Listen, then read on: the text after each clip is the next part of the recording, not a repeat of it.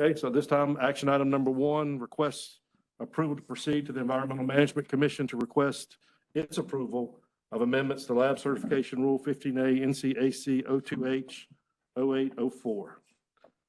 Todd Crawford, I believe. Yep. The stage is yours. All right, thank you. Good afternoon, everyone. Thank you for allowing me to speak today. My name is Todd Crawford, and I am the manager of the Lab Certification Branch for the Division of Water Resources. And I'm here today to request approval to proceed to the EMC for proposed rules to Lab Certification Rule 0804 to add PFAS as a parameter. Has this got me up there? I don't know that I need it. The presentation's pretty short, but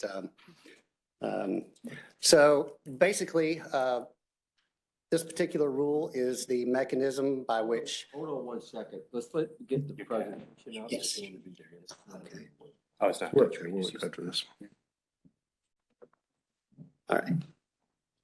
Apologize for that. Okay, so this rule is the mechanism by which labs become certified to supply data to the state.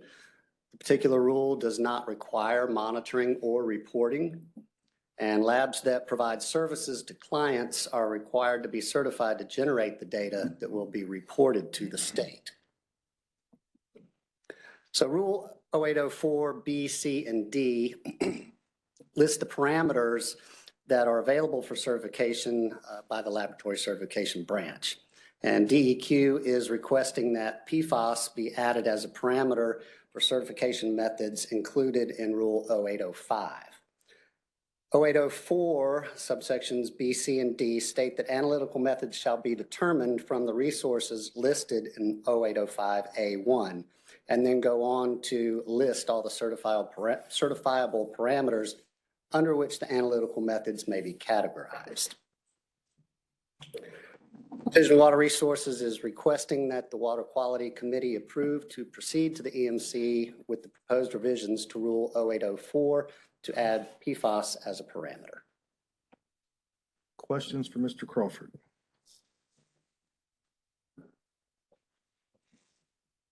Okay. Any opening thoughts from any members of the committee?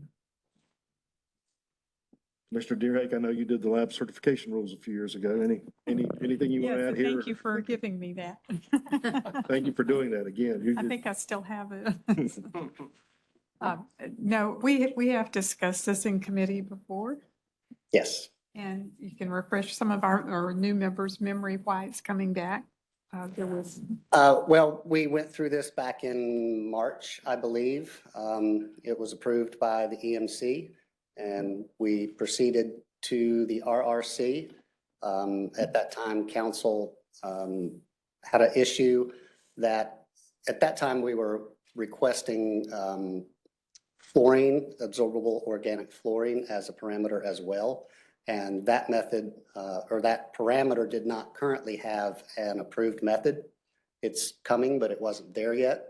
And for that reason, they council shot it down. And so we withdrew from the RRC on his advice that he would recommend against it for that reason. So this time we're not asking for the fluorine, we're only asking for the PFAS, which does have an approved method. Okay. Any other comments or questions? If not, I'll call for a motion. So moved. Commissioner Deerhake makes the motion. Second. Second. Mr. Duggan makes the second. Any discussion on the motion? Any of the four of us have any other discussion of each other? No? All in favor say aye. Any opposed? No, it's unanimous. Okay. Let me go back and thank you, Mr. Crawford. Very good. Thank you very much. I appreciate it. Maybe all year here. Like I'm short and sweet. Because I was getting to action items, I forgot the minutes, and I know that's important. So let's go back and get you don't have to be here for this, so you're good. You're good. We'll try to keep you out of them. Any minutes were distributed in advance? Any comments or corrections on the minutes? I did see 2 or 3 corrections. We had something similar happen in air quality, so I appreciate this jogging my memory. On page 3, there are 3 occasions where I am still referred to in the September meeting as the chair of that committee. And it just needs to be revised to, I guess, Commissioner Deerhake instead of Chair Deerhake. On page 3. And that's the only correction I have.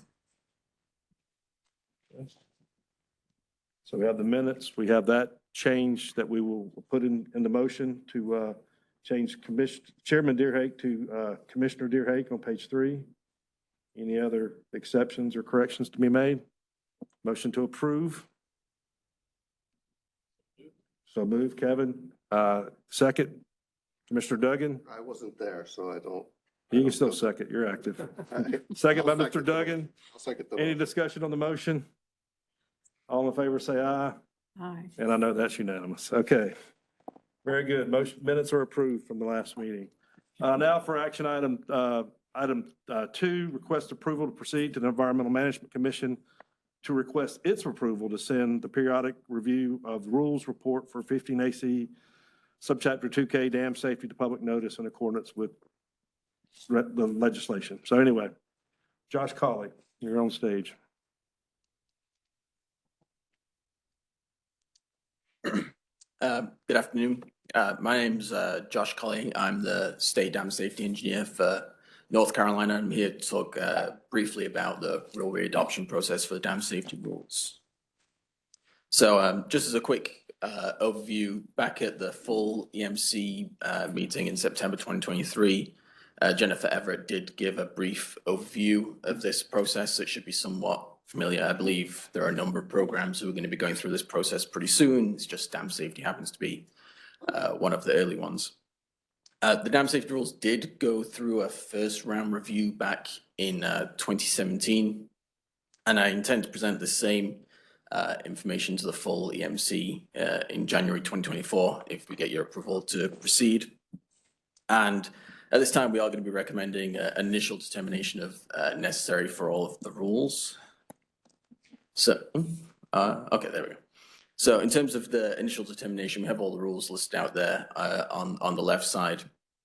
I think it's important to note that we don't actually have the updated rules report from OAH yet, but we do hope that we'll receive that before the January 2024 meeting. So the rules report that was provided as an attachment along with the presentation, that was based on the 2017 rules report. We just added in an additional rule that was added after the 2017 readoption process. So in that 2017 report, the initial determinations are going to show as necessary with substantive public interest, but that's no longer an option. So those will all get changed to necessary. So our intent is essentially to readopt all the rules. In terms of schedule, November 2023, we're here at the Water Quality Committee. If we get your approval to proceed, we'll have the full EMC meeting in January 2024, followed by the 60-day public comment period, which should run from like February to April. And then following that, we can do our final determinations and any responses to public comments around July of next year. And then we could roll into the then the report will be due to the RRC around September time. And once that's submitted, those final determinations can go into effect either after 61 days or if the committee meets, whichever one happens sooner. And then once that's all sorted out, we'll go in to establish the readoption deadline for the next cycle, hopefully in early 2025. So quite a way from now. And that's all I have. It just seems like so long way away from now. Well, yeah, this is my first time doing anything like this, so. Yeah. For those who struggled through rules review last time, it will be forever on our mind, won't it? You did a good job. Thank you very much. Do we have any questions on this report? What is the OAH review for in their report that you're still waiting? Sorry, can you say that again? The OAH, what their report you're still waiting on, what is their review? What is their purpose? So yeah, this is my first time going through this. So they provide the Excel file that includes all of the rules that are listed out, and then we have to mark them. Why I'm not really sure why we haven't received it, because it's just an Excel file. It should be exactly the same as the 2017 one, other than there's an additional rule, the 0224, which covers dams that impound coal ash, coal combustion residuals. So I'm not quite sure why we haven't received it yet, but. Councilman Reynolds. Thank you, Mr. Chair. I was going to say it's the same thing, right? Is that this is part of the rule review readoption process where the very first step is to determine which rules are necessary and those that are unnecessary. Now, for this body who has to go through a lot of rulemaking, you've seen how it's changed because the original HB 74 actually had 3 different categories: necessary with substantive public interest, necessary without substantive public interest, and unnecessary. Now it's just necessary, unnecessary. And what's the old saying? You can't tell a bureaucrat anything unless you tell them in triplicate, right? Something. Yeah, something like that. So in order to go through that designation process, we have to use the forms required by the RRC. Actually doesn't, it's not subject to rulemaking, but that's the necessary action. It's to be part of the accepted. steps, the Yeah, check and balance. Yeah, the check and balance to make sure we're not calling something necessary that's not, or something unnecessary that is. So it's just another yeah. balance. I want to think. make sure that we've done that review, right? Yeah. But most of this probably won't change. The last time we did this, it hadn't changed in 30 years. Now it's at least changed in the last 5 years or something, 6, so. Yeah, and I'm given to understand that the forms won't be available actually until the end of the year. So anyway, but good job to keep us online and good job to keep us moving toward January for the full Thanks. AMC. So thank you. Any questions for staff?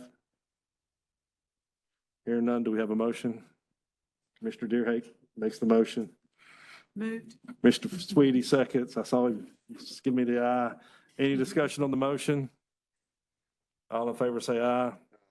Any opposed? Motion carries. Very good. Thank you very much. All right. I'm not aware of any other action items before this committee today. So hearing none, we'll move to information items. This is the yearly report for water supply, watershed protection on the Universal Stormwater Management Ordinance and the NPDS MS4 programs. And Paul Clark, are you the one doing it? Again, it's never been a presentation, it's just an informational item. And then if you have any, I thought that was made clear, yeah, it's an information for you, and I'm here to answer questions, but I generally don't give a presentation for this report. Okay, very good. I like that, Paul. That's very good. Thank you. We can read. I appreciate that. Any discussion on the report? I am opening it to see if I had anything. I did.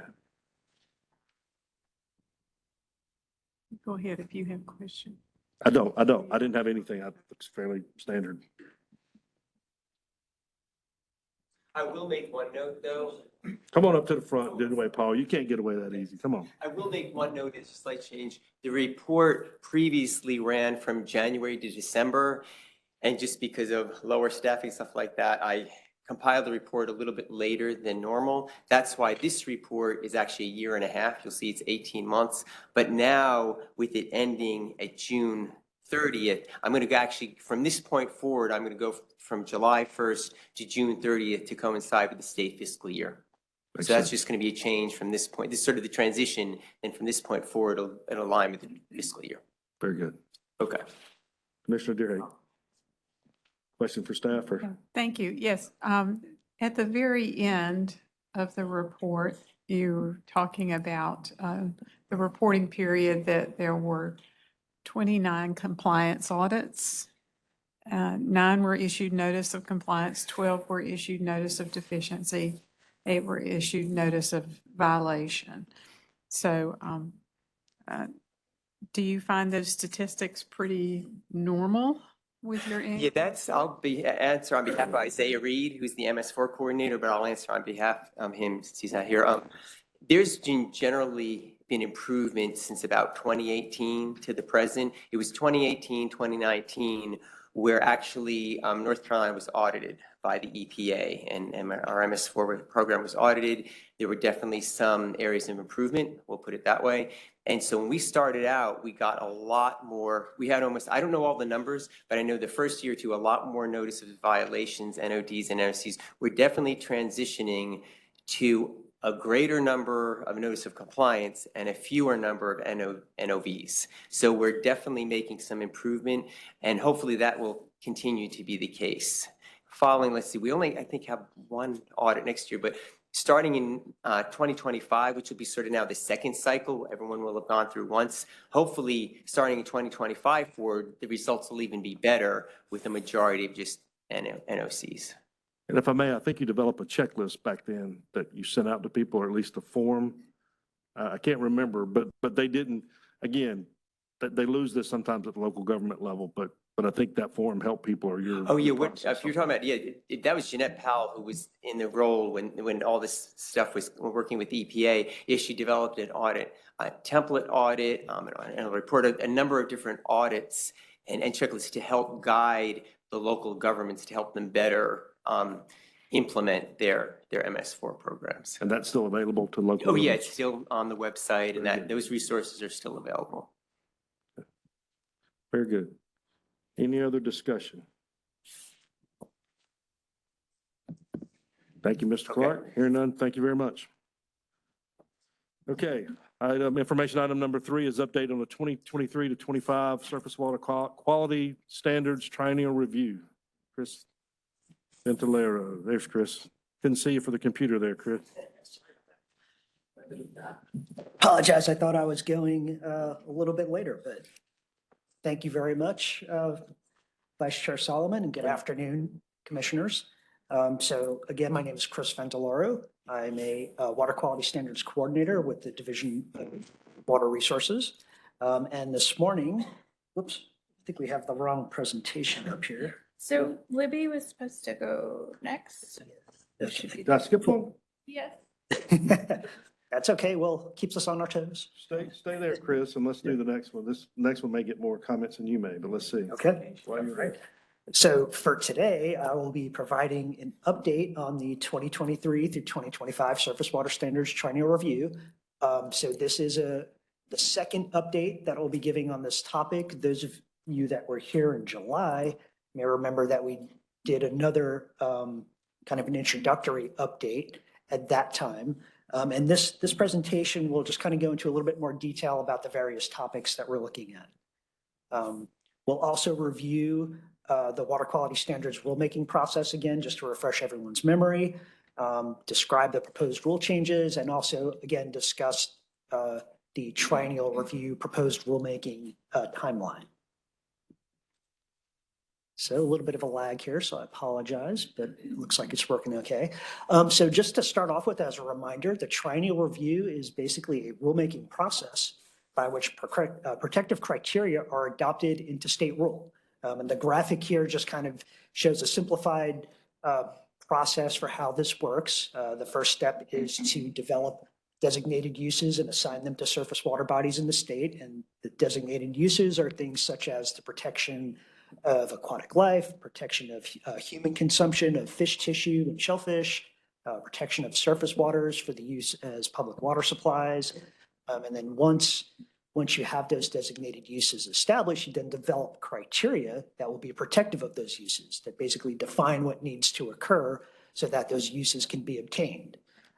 Now, once that's done, that the criteria and designated uses go through a rulemaking process called the triennial review, in which the standards are then, or the criteria and designated uses are then established as standards in state rule.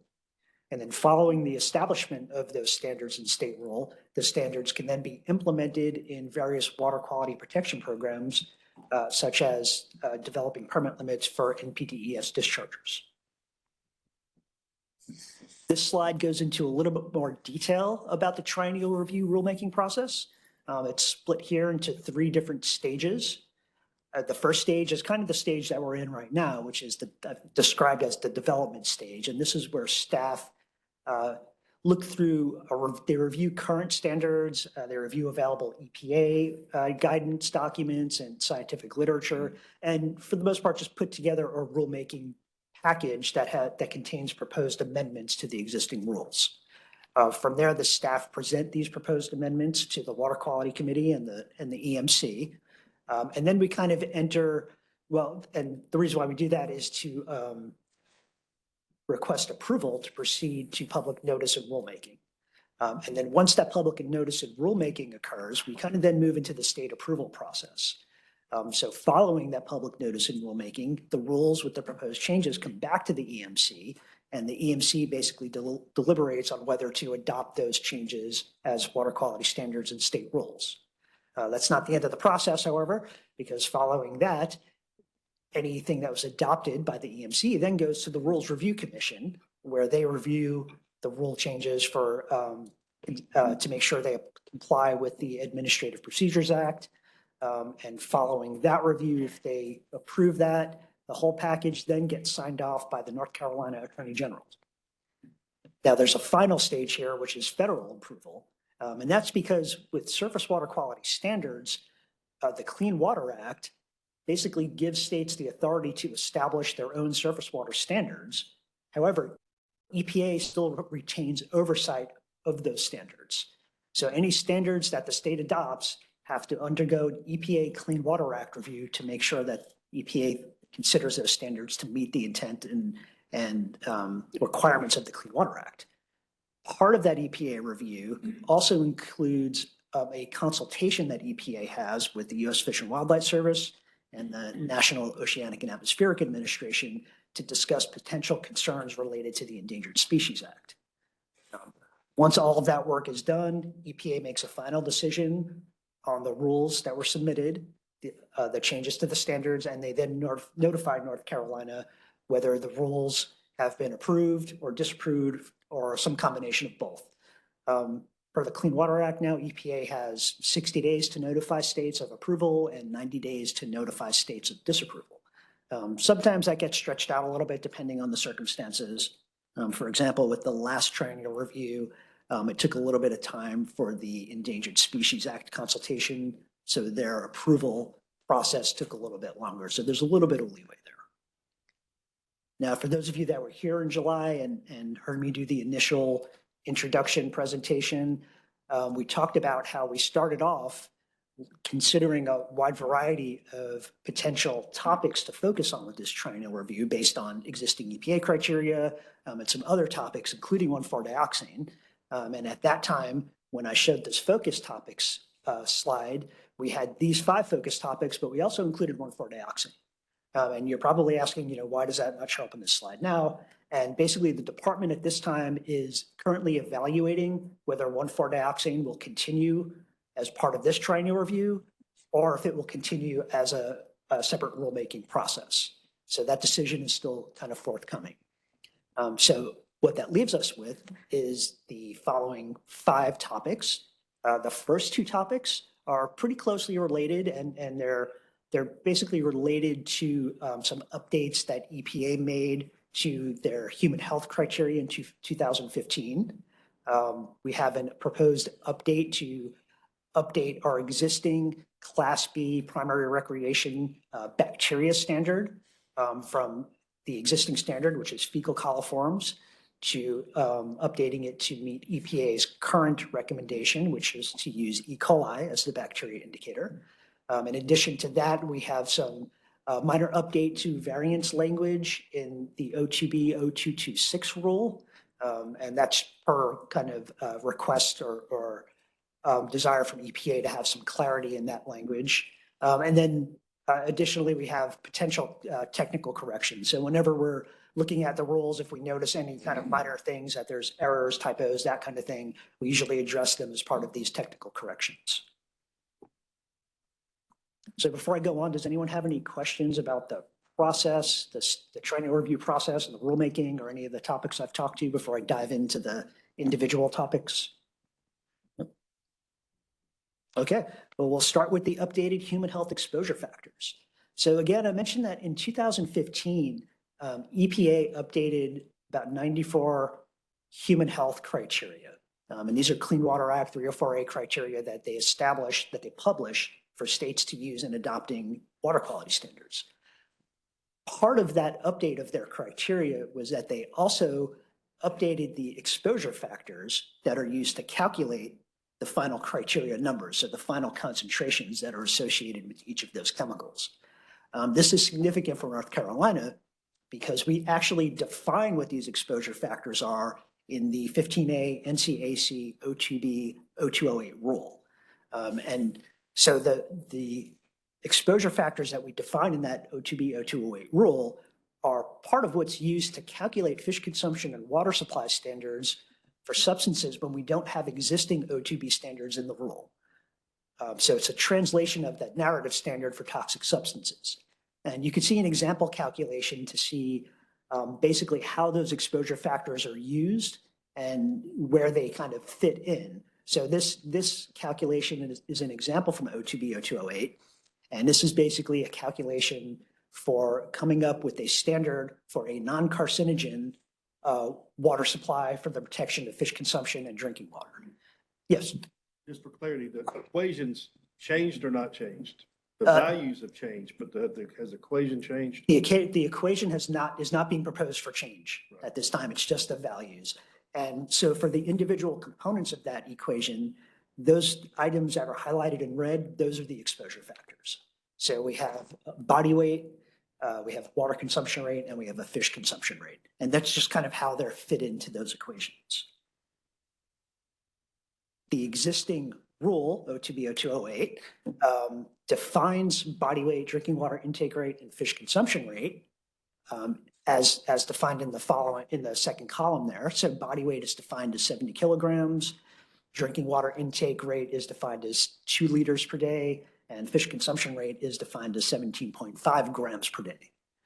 Now, when EPA updated their human health criteria values in 2015, they reevaluated the exposure, human exposure, based on updated national health survey data from the U.S. Centers for Disease Control. And based on that evaluation, they increased all of the exposure factors. So you could see body weight went up from 70 to 80 kilograms, drinking water intake up to 2.4, and fish consumption rate up to 22.0 grams per day. We got fatter by eating more fish. Exactly. We got fat, and we drink more water too, apparently. So Eat more fish, drink more water, and get fatter. Okay, I got it. hey, Now I'm tell my wife that tonight. yeah, the numbers hurt sometimes. Yeah. No, me, not her, counselor. I'm talking about why I'm getting fat. Okay. I'll let you go there. So updating these exposure factors is not something new. You know, the original exposure factors were established in 02B 0208 in around 1989. In 2007, we did update the fish consumption rate to meet EPA's current recommendation at the time. And yeah, that's pretty much it. So the proposed change, to be clear, the proposed change for these updated human health exposure factors will be to, in 02B 0208 rule, to update how they're defined from the current values to the values that you see here. Go back to your previous slide, Chris. Yes. What's that ratio become? I don't know. Well, the ratio varies depending on The the BCF.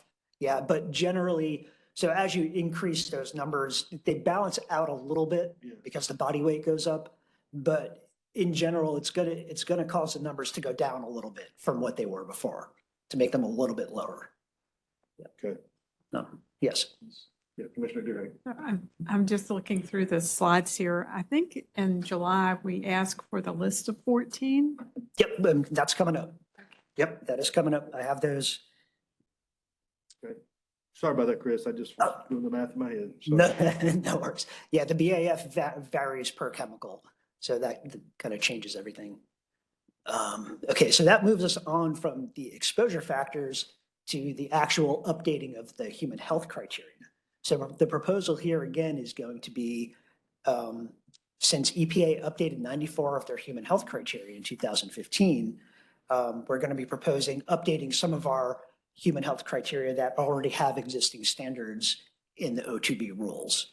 And just to be clear, when we talk about human health from the context of surface water standards, where in this case, regards to these toxics, we're talking about the consumption of fish tissue and shellfish, as well as the protections for water supplies. And some of the updates that occurred when EPA redid their human health criteria included, they updated the toxicity factors when new information was available. They also included relative source contribution for all of them, where in the past they only did it occasionally. And again, they updated the toxicity exposure factors. Now, I included a link here to the National Recommended Water Quality Criteria, and that's basically what those EPA 304A criteria are called. So if you want to look at the actual documents and see what EPA has on their webpage, you can click that link and that'll take you right there. And I'm going to talk a little bit more about this. I know last time there was some discussion about this slide, so I'm going to try and get into a little bit more detail with it. To start with, though, again, EPA updated 94 of their chemicals. The proposed plan, what we're proposing, is to focus on the 14 chemicals that they updated that we already have existing standards for in our rules. So those 14 EPA chemicals correspond to 26 existing O2B standards, 12 of those being fish consumption standards in O2B 0208, and the remaining 14 being water supply standards that appear in the 5 water supply rules, 0212 through 0218. Now, the reason why we're doing this is that, of those 94, the precedent was kind of established that those 14 were identified back in the 80s as being of specific concern for North Carolina, and they were established as specific numeric standards and rule. So we want to address that and make sure those are clearly updated.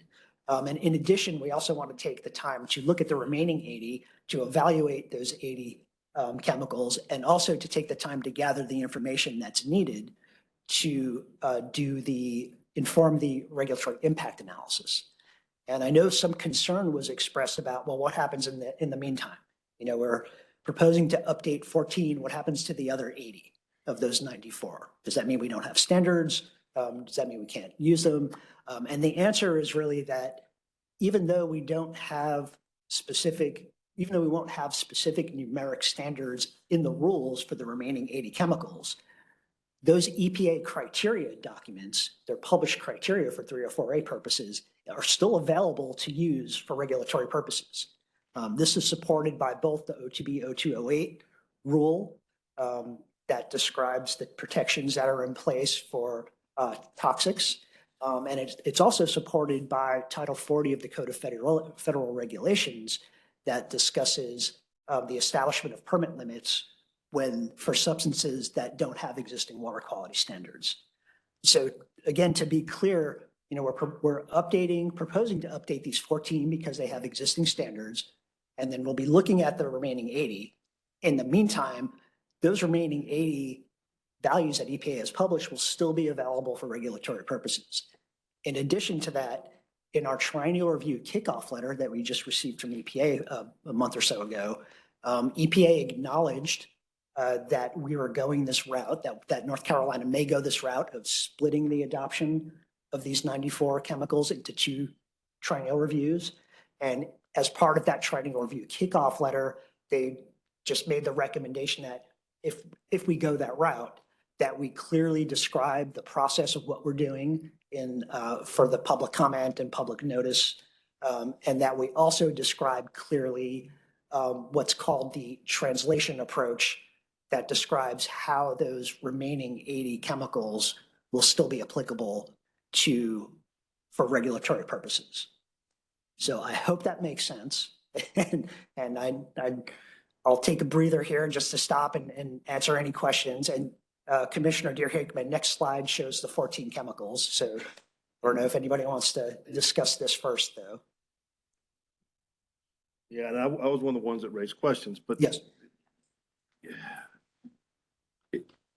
Again, as long as EPA is satisfied with that, and I haven't seen the letter, so I don't know what it says, but it seems like on the surface, you're cherry picking 26 of 94. Or well, 14, yeah. And then you're putting off the rest of them for some reason for another day, and that's just going to open us up to question by EPA or the public. And I just want to make sure we've got it sounds like these are already in rules and the other aren't. Is that true 100%? That's correct. Yeah, the 14 that we're looking at, the 14 chemicals that correspond to those 26 standards already exist in the rules. The others need to be evaluated and also compared to, we do have existing standards for groups or classes of chemicals. And EPA kind of split that out and has individual chemicals now. So we have to kind of evaluate that stuff. But also it's going to take 80 chemicals is a lot. It's going to take some time to gather the information needed for the regulatory impact analysis as well. Which is the follow on. I'm not asking this guy, Yeah. I'll ask you, do you think you can do 80 in the next 3 years? I mean, that's a lot. It's a lot, but you know, we've stated that we're gonna evaluate them. And we're gonna go ahead and do that. Okay. Any questions? Commissioner I Deere? think it would be helpful for us to have the list of 80 at some point. We did include that. So we included as an attachment, we included all 94, a table with all 94. And it also highlights the 14 that we're looking at right now. So if you take a look, it should be on the attachments for this meeting item. Hopefully it is. If not, then it is? Okay, good. Yeah, because I know that was brought up in the last meeting too. So we wanted to make sure we provided that so you could see them all and see, you know, how they change. And that actually really segues into this table, which is the 14 and how the 14 that we are proposing. I'm sorry, I wasn't up to speed. Oh, no worries. This presentation was loaded later than that. Yes. So- Yes. Is the Yes. state required to adopt rules for each of those 80, or can the state review those 80 and say, we're only going to, Yeah, so basically the way it works is that, and this was kind of clarified in around 2015, 2016 in the Clean Water Act, that states are required as part of their triennial review to review existing EPA guidance and either adopt it or provide scientific justification for not adopting it. So there is potential. I mean, if there's a chemical that we just don't see in North Carolina that EPA has a criteria for, there's an argument to be made that, well, we don't really need a standard in rule. It could be something that if it comes up on a case-by-case basis, it could be addressed then through the O2B, O208 rule. Yeah. I'll just say it's interesting that only 14 of the 94 are in standards in North Carolina right now. Well, yeah, and I think part of that is just the legacy of how the standards developed over time. Because like I said, if you look at the standards, there's grouped standards like total chlorinated benzenes, and that's how it used to be done. And then, along the years, EPA started not doing that. And as information became available, establishing standards or criteria for specific chlorinated benzene compounds. So it's, yeah. So is it true that there are some compounds in state code right now that probably need to be revamped? Yeah, and that's why we're proposing these changes, because it's all part of that process. As new information becomes available, we're required to consider updated science. So as EPA updates this, as part of the training review, we propose to update it. Yeah. One last question. Is that familiar to EPA? I mean, when we compare our neighbor states, are they doing the same thing we are? Do they have more in rules, or is this based on some kind of permitting criteria? How does EPA compare the different states? Do you know? I mean, It's hard to say. Yeah. Some states are at different stages for where they're at with the adoption of these updated criteria. Some states have adopted them. Some states still have their old criteria. So it's really kind of, it's hard to compare state to state. It gets a little challenging. Yeah. Very good. Thank you. So before I move off this slide, I just wanted to describe it real quick. So these are the 14 that we're proposing to update.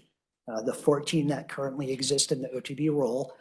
You can see the two columns that say current fish consumption and current water supply standard. That's what's in the rule right now.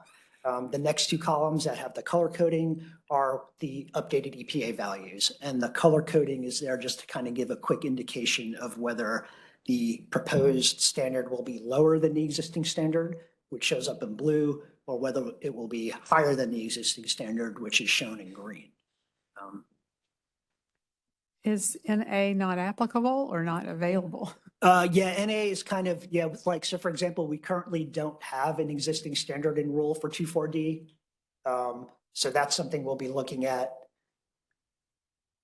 to see if one of those 80 happens to be 2,4-D, and if we need to, establish a new standard for fish consumption for 2,4-D. The same thing with Silvex. Currently it's only a water supply standard.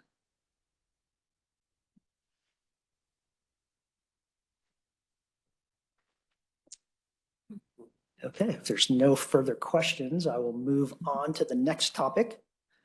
So the next topic that we're looking at is updating our existing Class B primary recreation waters bacteria indicator. So for our existing bacteria indicator for these Class B waters is fecal coliforms, and that's been in place for some time now. Now in 2012, EPA published updated bacterial indicator criteria for primary recreation waters, and they provided an option to states to use either E. coli or Enterococcus. And I do want to make clear before I get too far ahead of myself that when we're talking about the Class B primary recreation, this is primary recreation that applies strictly in freshwater. So we do have primary recreation standards for saltwaters that appears in a different classification, that's Class SC. And those standards are actually up to date already. They use the Enterococcus bacterial indicator. So as part of this 2012 EPA criteria document, we're proposing to update to E. coli. As part of the 2012 EPA criteria document, they provide two different options that states can consider when updating their standards to use E. coli as the bacterial indicator. The two options are based on two different acceptable illness rates. The first illness rate is a case of 32 illnesses per 1,000 recreators. The second illness rate is an illness rate of 36 illnesses per 1,000 recreators. And EPA considers these illness rates and the associated geometric means and statistical threshold value exceedance rates to both be protective of recreational users in primary recreation waters. And I know this slide, it looks a little bit confusing with all the different numbers, but this really takes on the same format as our existing fecal coliform Class B standard. And that standard basically just says that fecal coliforms shall not exceed a geometric mean of, I think it's 200 colony forming units based on a minimum of 5 samples collected in 30 days. And that, nor should E. coli exceed 200 or 400 colony forming units in more than 20% of the samples examined. So this information basically will fit right into that same kind of formula. We haven't written up the language yet. We're still making sure that everything is going to be equivalent, but it's basically the same thing. Now, to support the selection of these two different options that EPA provided, and also to inform the development of the regulatory impact analysis, some of you may remember that in 2022 through 2023, DEQ conducted a statewide fecal coliform and E. coli study. And this study kind of had two parts to it. The first part was a study of ambient monitoring stations, and that basically 24 existing ambient monitoring stations that are in Class B waters were sampled for both fecal coliform and E. coli for basically the whole swimming season, which in North Carolina correlates to a period between April and October. So because of the timing of the contracting and the logistics of getting everything on board to get the study going, we did have to split that swimming season into two segments. So sampling was done between August and October of 2022, and then again in April through August of 2023. It looks like August was sampled twice, but really not all of the labs for that first round of sampling, not all of the labs that we contracted were on board yet, so they couldn't start sampling in August of 2022. So for those labs, they just continued their sampling through August of 2023 just to get that part of the swimming season. And now again, each station was sampled 5 times per month, so that we had one, basically what's called 5 and 30 per station per calendar month. The other part of this study was sampling that was done by NPDES dischargers. And there were about 20 dischargers that sampled their effluent between April and August of 2023. And that data, we recently got that data in October, and it hasn't been fully evaluated yet. So we're in the process of looking at that right now. But I can show, excuse me, I can share the results that we had from the ambient part of the study. Excuse me.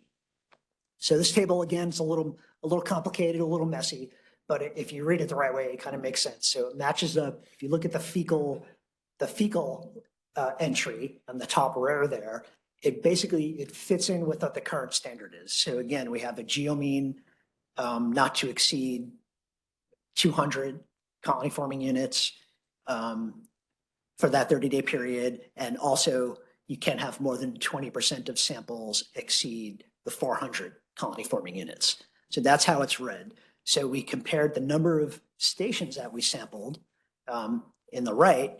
We'll show how many of those stations ended up exceeding or being above those criteria requirements that are described in that row. So you can see how it compares all the sampling that we did for fecal coliforms. You can see how that compares to what the current fecal standard is. And then underneath that, you see 4 different options for E. coli, because we wanted to look at different ways of adopting the E. coli standard just to see how they would compare. So what you have is a split. So the second column and the third column, if you look at the geometric mean of 126, that corresponds to that 36 illnesses per 1,000 recreators option that EPA provides. And then part of that, we also looked at 2 different exceedance rates to say, okay, if we allow not more than 10% of samples to exceed, we have to use this statistical threshold value. If we allow not more than 20% to exceed, we have to use this statistical threshold value. So we did that for both illness rates, and just to compare, how different would results be. And if you look at that right-hand column, they're all very, very similar. So this is kind of helping us to narrow down which option to go with when proposing the E. coli standard changes. And with that, the idea for now is to propose the E. coli standard at the 36 illnesses per 1,000 recreators illness rate level and using the 20% exceedance rate. So again, this will, in practice, the language will basically read, E. coli not to exceed 126 colony forming units or most probable number value, because we want to include the option for folks to use that co-alert test method, which is very popular for E. coli testing. So that will be incorporated in there as well. Yes. So just looking across the 4, then Yeah. the one you're thinking that you would recommend for the EMC to consider proceeding to public comment on would be the most lenient of the 4? Well, lenient, I would say that they're all very, very similar. And when you consider the variability in bacterial sampling and results, I mean, they're practically the same. And this actually reinforces EPA's statement that both options are equally protective.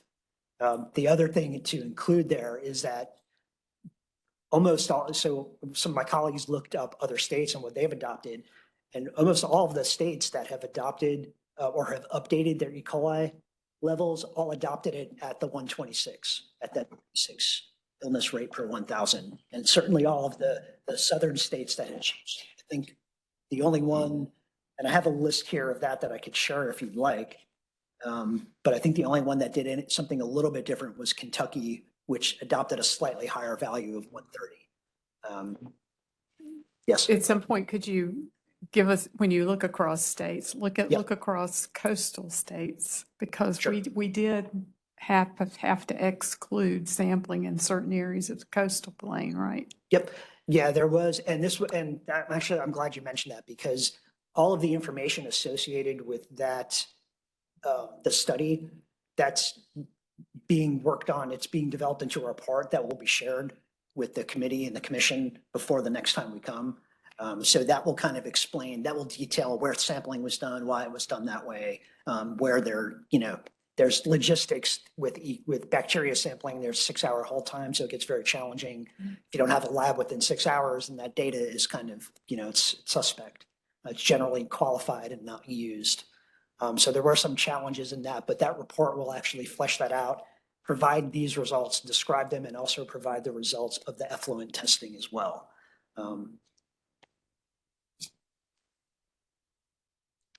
So I think that's all I have for the E. coli. If anybody has any other questions, I'll just, yes. I just had a question. On the technology side, most people who do bacterial assessment today would do DNA sequencing. What's on the horizon for that, where you would have the sequence, you could get DNA samples, you could monitor every bacteria, you would have you could find the source of the bacteria? Yep.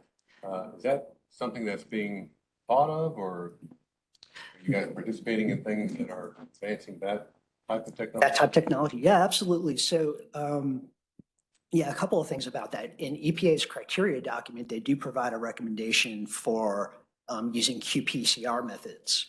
And off the top of my head, I know they have the qPCR method for Enterococcus. I don't remember off the top of my head if they have it for E. coli. I think they do. The challenges there, of course, is that those methods they're kind of costly to get started. And at least from conferences that I've been in where they've discussed these things, states have found it challenging to incorporate those methods because they're kind of costly to get started and require specific training and upkeep and sampling. So I think it's something that is developing. There's a lot of that work that's going on in the Great Lakes that kind of developed out of there because they have a lot of recreational beaches that they monitor intensely. So I think it's something that's on the horizon. I don't know off the top of my head if those qPCR methods have been established as certified methods for Clean Water Act purposes yet. So that would be another barrier if they haven't been, because we have to use those certified methods for our regulatory purposes. That's kind of the way it's generally done. So yes, there's a lot of work going on with that. I know out in the West Coast, I think there's been some work between Mountain True and the Asheville Regional Office that have been looking at using qPCR and some other DNA methods to basically do some of that source tracking to kind of investigate how well that works for source tracking, to identify sources for cleanup and stuff like that. So yeah, it's out there, it's on the horizon. I'm not aware of any states that have actually incorporated that into a water quality standard at this point. I think it's just one of those things that might take a little bit of time, to catch up. Yeah, but great question, I think. If I remember correctly, Yeah. when we were originally going to focus on the western part of the states, Yes. sort of as a pilot, Yeah. they had the equipment and the availability to do that. Yep. Part of it is state budget and funding for laboratories to be equipped with that type of technology. Yeah. And is that correct? Yeah, I think so. I mean, one of the challenges, if we established it as a water quality standard, the folks that would have to meet any kind of regulatory requirements would basically have to use labs that were certified to use that method. And the method isn't widely distributed yet. I don't know if there's any certified labs in the state that are certified for that method. So I think it's just, it's kind of like a catch-up type of thing. Right now, I think it's being used more for like an information purpose, for source tracking and maybe for, just developing the procedure. But, yeah. Thank you. Yep. Did that change? Nope. I've got a little bit of a stall here. Let's see. Oh, there we go. Okay. So the last couple of slides are fairly straightforward. The next topic is updating the language for surface water quality standard variances. And this falls under the exemptions for surface water quality standards in the O2B 0226 rule. The current language is, you can see there. And basically EPA has requested that states update the rule language to either reference the specific requirements for variances that appear in 40 CFR Part 131.14, or to provide the actual language from 40 CFR that describes all of those requirements. So we're proposing to add the reference to 40 CFR as, it's a less cumbersome option, and EPA seems to be okay with that option. And then lastly, of course, are the technical corrections. And as I mentioned, these are, as we go through the rules, if we notice any errors, typographical errors, typos, incorrect rule references, we'll try to fix them as we find them. But they're not substantive changes. If we come across something that's major, it would, of course, be brought to the committee and commission's attention as a proposed change, so, to be fully discussed. And with that, we just have the next steps. We're in the process of developing the rule language and the supporting materials. Some of the supporting materials have been provided as attachments for this item today, the Water Quality Committee. The regulatory impact analysis is in development. We have an economist now that's diligently working on that. And then the plan right now is to return to the Water Quality Committee to begin the formal rulemaking in January of 2024. And just to give you a visual of the timeline, assuming, if we go into the second box there, assuming we can come back in January of 2024, we would request approval to proceed to the EMC for March 2024 to get approval to go to notice of public hearing.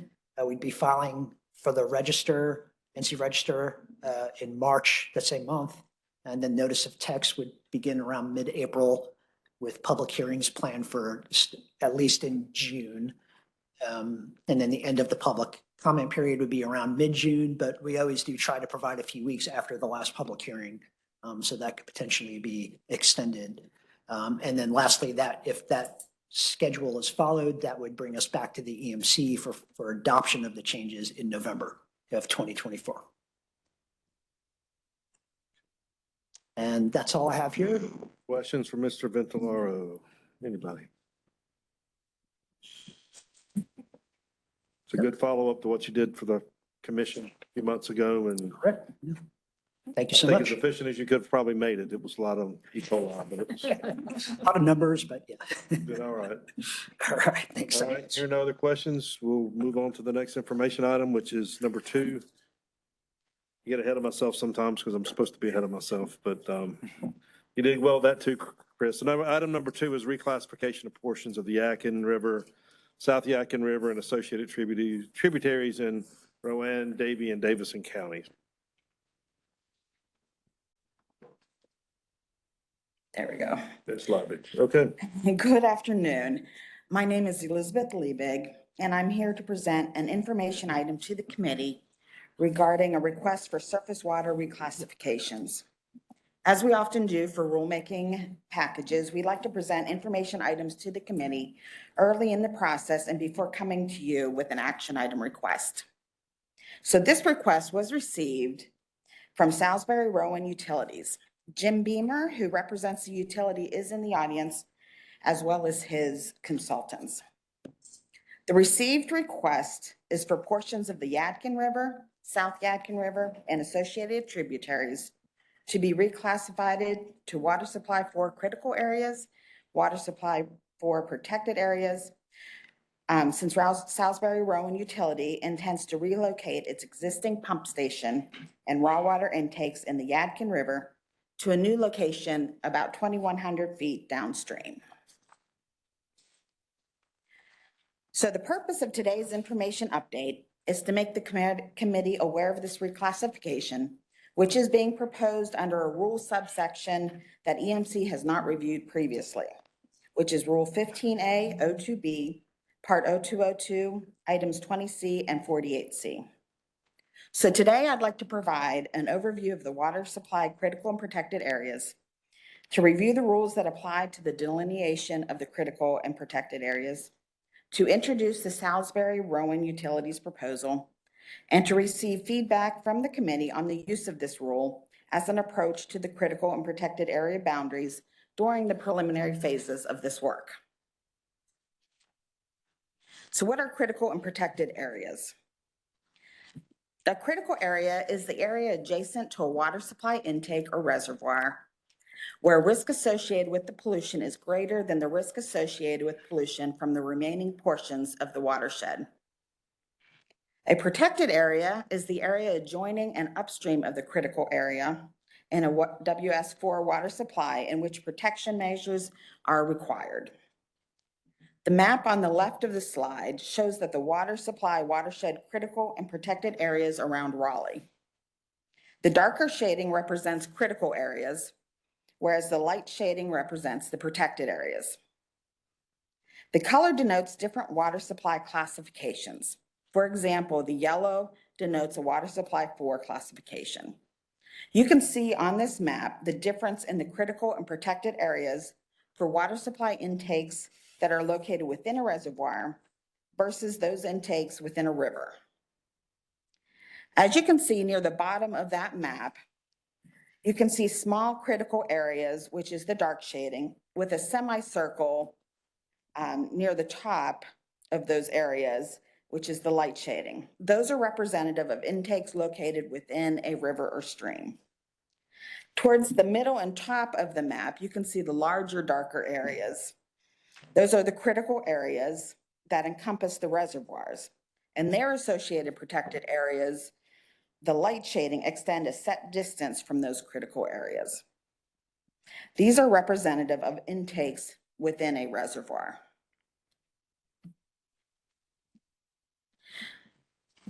So there are certain permitting and land use requirements that apply in critical and protected areas.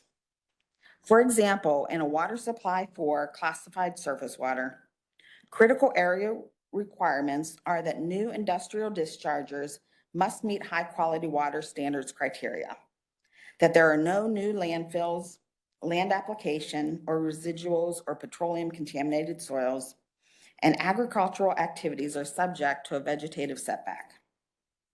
Examples of protected area requirements are that non-point source pollution shall not have an adverse impact on waters for use as a water supply. There are average watershed development density levels defined by Rule 02B 0624. These can be seen in the table on the right of the slide, which displays the allowable minimum lot sizes or maximum build-upon areas, differentiating between low-density developments and high-density developments. These apply to new development projects that require an erosion and sedimentation control plan. There are exemptions for existing development, single-family residences, Department of Transportation, airports, and other similar things. Therefore, critical and protected areas boundaries matter because they safeguard water supplies through the application of additional protections such as permitting and land use restrictions, some of which are implemented by local governments in these areas. So critical and protected areas are defined in Rule 15A, 02B, Part 0202, items 20 and 48 respectively. Subpart A applies to a water supply intake within a reservoir. It defines the protected area as extending either 5 miles in an as the river runs manner upstream from and draining to the normal pool elevation of the reservoir in which the intake is located, or to the ridge line of the watershed, whichever is nearest the normal pool elevation of the reservoir. Subpart B applies to a water supply intake within a stream or river. And it defines it as extending either 10 miles in an as the river runs manner upstream from and draining to the intake located directly in the stream or river run of the river, or to the ridge line of the watershed, whichever is nearest the intake. In some cases, the protected area shall encompass the entire watershed. Subpart C allows the EMC to approve a different distance for the critical and protected areas. It defines the protected area as extending a different distance from the reservoir or intake as adopted by the Commission during the reclassification process, pursuant to Rule 0104 of this subchapter. Again, this slide shows the rule language pertaining to protected areas. The language is similar in Part 20 of the rule, which pertains to critical areas, with the difference being that the critical area is drawn in a straight line fashion with a distance being a half a mile. This reclassification is being proposed using this rule under items 20C and 48C. EMC has not reviewed a proposal under this rule subpart C previously. So before I get into the specific details of the Salisbury Rowan Utilities proposed critical and protected areas, I'd like to provide some background on why the reclassification is being requested. Salisbury Rowan Utilities intends to relocate a public water supply intake due to sedimentation issues and flooding of its pump station. The existing intake is located in the Yadkin River, just upstream of the confluence of the Yadkin and South Yadkin rivers, and is presently within the normal pool elevation of High Rock Lake of 623.9 feet USGS datum. It was constructed in 1917 with additional construction in 1969. The intake predates the construction of the High Rock Lake Dam and the establishment of the reservoir, which was completed in 1927.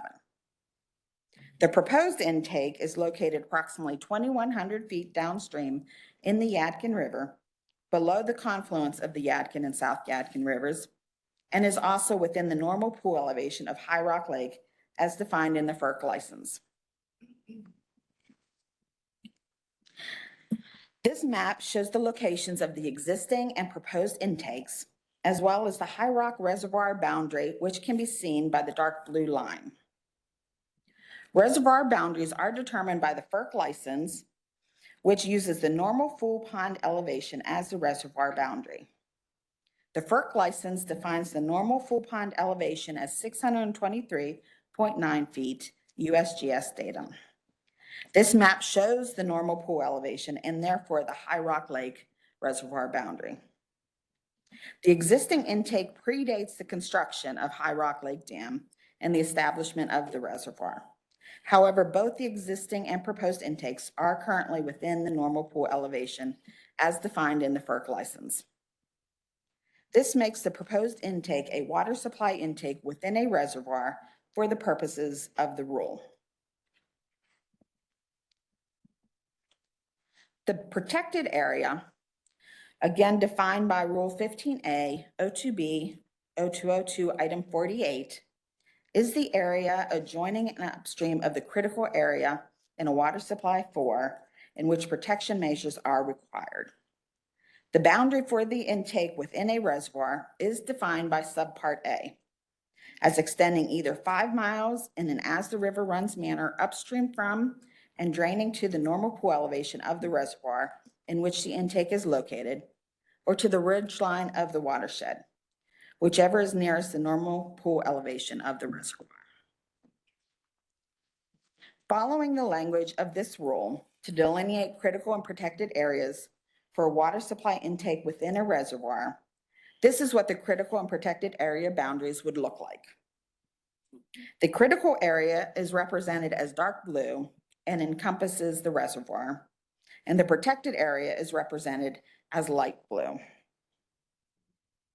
Again, Part 48A of this rule applies to the water supply intake within the reservoir.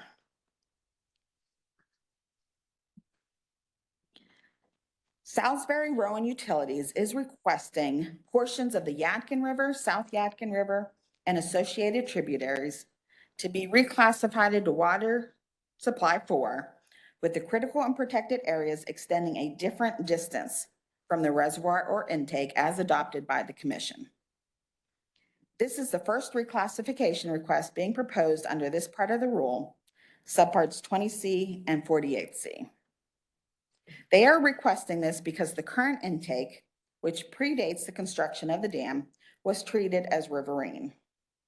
Salisbury Rowan Utilities will request that the EMC support the same approach for this relocated intake. Furthermore, they are requesting that the critical and protected area boundaries to be delineated following subparts 20B and 48B of this rule, which pertain to water supply intakes within a stream or river. Subpart 48B of the rule states that the protected area should extend either 10 miles in an as the river runs manner, upstream from and draining to the intake located directly in the stream or river, run of the river, or to the ridgeline of the watershed, whichever is nearest the intake. So this map shows the Salisbury Rowan Utilities proposed critical and protected area boundaries.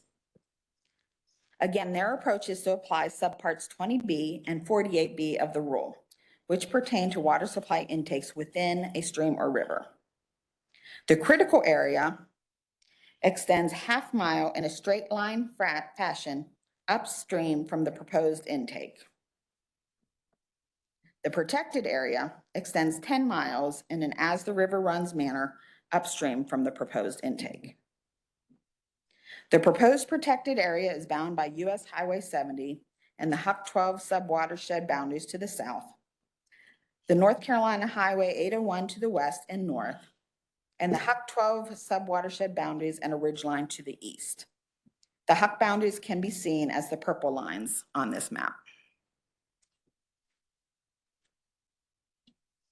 So next steps with this proposal include conducting a study of the waters to be reclassified, obtaining local government resolutions, which must be obtained in all locales of the protected area, preparing a rulemaking package with fiscal analysis, and then returning to the committee in 2024 with an action item requesting approval to go to the EMC and then out to public notice with the reclassification.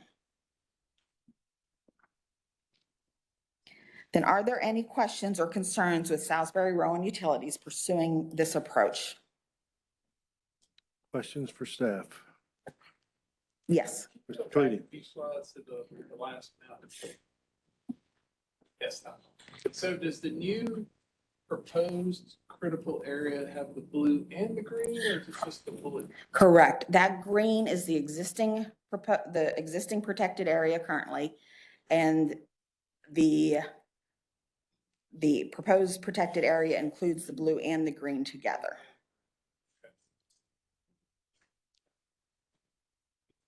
And the existing intake was constructed prior to the High Rock Lake being established. Yes, approximately 10 years prior. So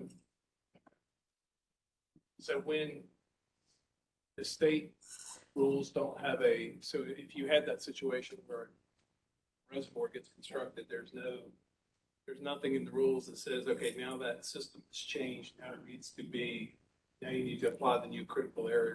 There's nothing in there, I guess, that says that.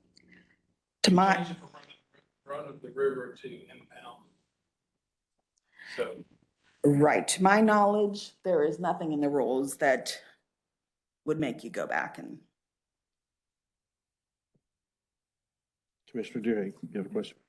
So comparing the approach with riverine versus the approach for the impoundment, what's the difference lost or gained in square miles of protected area? If I can go back to the previous map, this is what the protected areas and critical areas would look like as a reservoir intake. And the proposed protected and critical areas are near that green area at the top of the map, and then swing over to the left just as much. And that is what is being proposed as the river intake. So the area below that, all of the blue, the dark blue, and the light blue would be an additional protection as a reservoir intake. Can you just tell me in square miles? I do not know the square miles. I would have to follow up. I think that's important to know. Okay. Yes. Intention of the sponsor applicant that area functions more like a run of the river. Is that going to be the argument? And has there been, where are we at in the process with studies or information to show that and kind of defend that position? Correct. That is Salisbury Rowan Utilities state is that they are, the existing intake acts as a riverine, and they would like the proposed intake to be treated in the same manner. So that is their position, yes. Have there been studies done to show that? They do reference a Doyle report in their proposed reclass request to us that does support additional information on their stance. So the question for moving it downstream, I guess there's a public good and an operational good because the current intake is flooding and they can't get to it during that period of time and they consider it unsafe. I assume there's probably moving it downstream to catch the other part of the river that's running in to have more flow, or is that just the next highest ground downstream? I'm not sure. There are representatives here that could probably answer that question better. I do know that the majority of the flow still comes from Yadkin River. Okay, So the South Yadkin, I believe, is only about 15-20% of the contribution. okay. So the current one, even though it's in that surface water reservoir, functions as run of the river. This one is shifted more or less for operational resiliency during the floods and problems than it is for anything else then. They could probably speak a little bit, yeah. Would you like? I see Mr. Beamer now. Mr. Beamer, can you come up and maybe talk a little bit about how this looks? Appreciate the opportunity to address that. Yes, that's exactly the reason. On an average day, there's about 2 billion gallons of water coming down the river. We take out between 9 and 12 and put in back as much. So it's not really about quantity, about resiliency. Say that again. How many billions come down? 2 billion on an average day. And how much are you taking? 9 to 12 million out. So again, it's not about water quantity. It's about resiliency and not having our river pump Do you station. return that water back to High Rock Lake? About 90-95% through our wastewater facilities. Yes, sir. Okay, so it's coming back in the same reservoir. You take it out, you use it, and you drop it back in the same. Sort of like Winston-Salem does upstream of us. Yes, sir. Okay, very good. Keep going. I'm sorry. No, that's It's fine. mainly for operational resiliency. So we've actually been studying this since 2003, learned a lot about the river. That's where some of these reports came out. We had to prove to, at the time, Alcoa, then Cube Hydro, now they're Eagle Creek, the dam owner, that their dam creates sedimentation deltas. And that actually what's causing the run-of-river type, and it's all in the studies that we did. That run-of-river actually goes all the way down almost to 85. And so we're moving 2,100 feet. We are capturing, as Liz said, about 15% additional flow from the South Yadkin. We were talking about PFAS earlier. We just recently did our PFAS studies when we did our UCMR5. It's exactly representative of what we have now.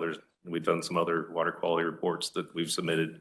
So the water quality is the same. It's just moving down, capturing a little piece of the South Yadkin, which, if you go back to the other slide. Yeah. Sorry. One more. There you go. So correct. The light blue is what's the additional area that's being looked at for protective area. We've received letters of support when we applied for a BRIC grant. So we actually are a finalist for a BRIC grant for a significant amount of this funding, and the dam owners proposing the local match. And Rowan County has the majority of the impacts. They've sent us their letters of support, ready to adopt the resolutions whenever we agree upon the maps. Davie County and Davidson are the same. They've all supported this project as our resiliency because we provide water to about 52,000 customers in Rowan County. So this isn't, because you built before High Rock Lake or the rule, this isn't protected right here at all, right now. This blue area that would be. Blue area is not protected, although Rowan County already in their watersheds recognizes WS4 waters anyway. So But it's in their there's not a ordinance. protective layer on top of it. This would add a protective layer. A lot of it's actually been claimed by Three Rivers Land Trust. There's conservation easements in a lot of that area as well. So there's not much growth potential there that we see. That would be helpful to see in the future too, because I've dealt with these layered programs of watershed protection, and this one right here is enforced by the state. Correct. And the worst of all of them. The other ones are the best. Correct. But this one gets forgot about anyway, but it is protected more than what's being protected now. Yes, sir. Okay. Be happy to answer. Commissioner Tweedy. I have a follow-up. So this is more for my information, thinking more at the policy level. So if that were done right there, what happens as far as requirements and what's allowed on land within that blue area that is chosen or is delegated as a protected area? What changes to like land Density. Right, yes, this would be this table right here, so it would depend on the density developments and which area, the critical or the protected area.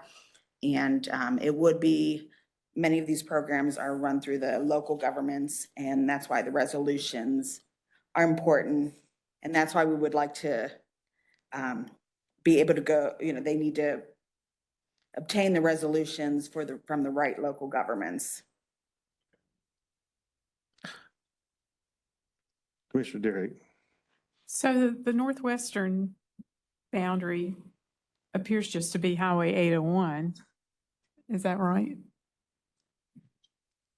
Is that? Yes. Is that If I- where topographically, is So- that the natural, where we No, it- naturally occur? Right, it is past a little bit of the 10-mile run of the river. For implementation for these local governments, it's oftentimes more convenient to have a fixed spot that they know, right? So this does incorporate, though, the 10 miles of the run of river. So help me understand timeline, because I had a conversation with Karen yesterday, and I'm trying to understand when this is coming to us, because it seems like we're part of the holdup here, or might be, in making this decision. You're bringing this to us to give Well, you an opinion. this is right. Since the EMC has not reviewed this part of the rule before, we are bringing it before you to hear any questions or concerns as we're in the preliminary phases of this work. So we are working towards studying the rivers, obtaining the local government resolutions, and we plan to return back to the committee in 2024, the early part of 2024, with an action item to go forward to the EMC and then out to public comment.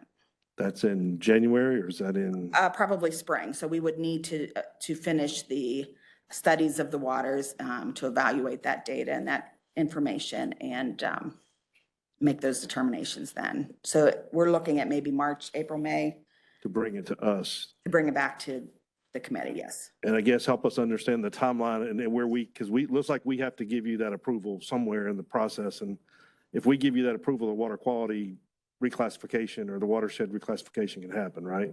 We can move forward, yes. So I heard Mr. Beamer say he's been looking at this for 20 years. So is that a good timeline, or is there anything else in play here with why this has to go faster, or slower? Well, yes. We've been working with, we were finalists again on a 2021 BRIC grant. We've been working with FEMA, and if you've ever involved in that, we have FERC, we have all the acronyms. We have Army Corps, we have FEMA. That's going really well. We have environmental assessment. The challenge with that BRIC grant is once they do the conditional award, you have 3 years to expend the money. It's been pushed out a little bit, so we're looking at with the environmental assessment going out for public review. We anticipate final award around March to May of 2024. We're at about 30% design. We actually met with Public Water Supply this morning. We're going to present at 60% design in December. So we're kind of running parallel paths on the, what we have to do for any type of intake or pump station facility.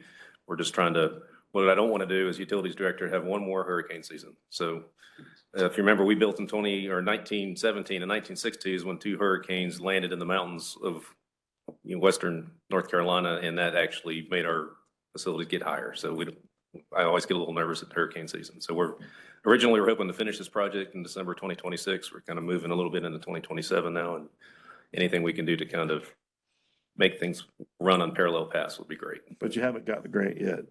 No, but it's How big is the grant? Is it one of those big grants? or It's a little grant? $22.5 million from FEMA, BRIC, and a $9 million contribution by the dam owner as a local match. So it's a 25% match. So you've got 30 million lined up to do this. $31.5 million. And you got to deliver it by 2027? Yes, sir. Okay.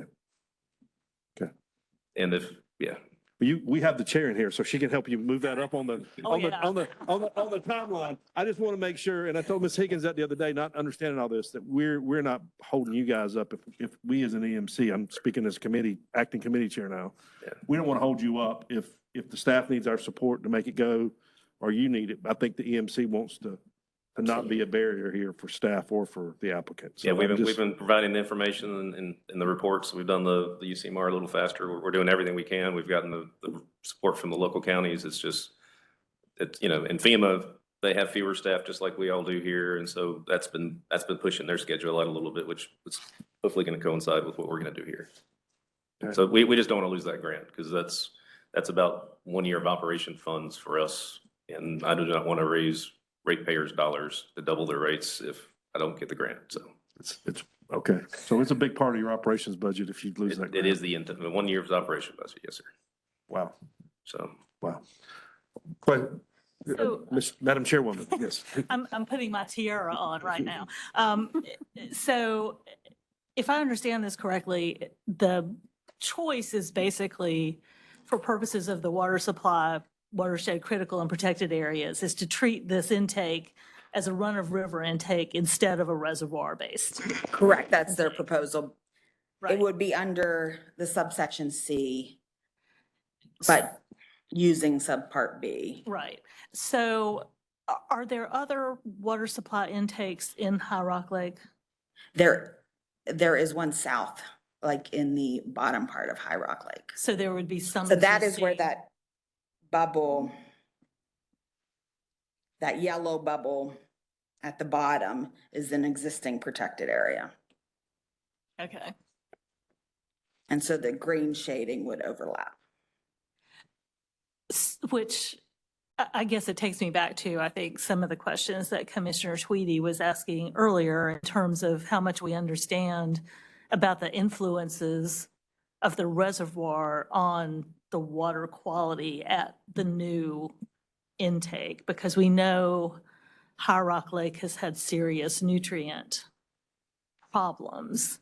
And I guess I'm trying to think through what we need to know before we make a choice to base the water supply watershed critical area and protected area designations based on treating this as if it were run of the river when in fact it's in the reservoir or part of the reservoir.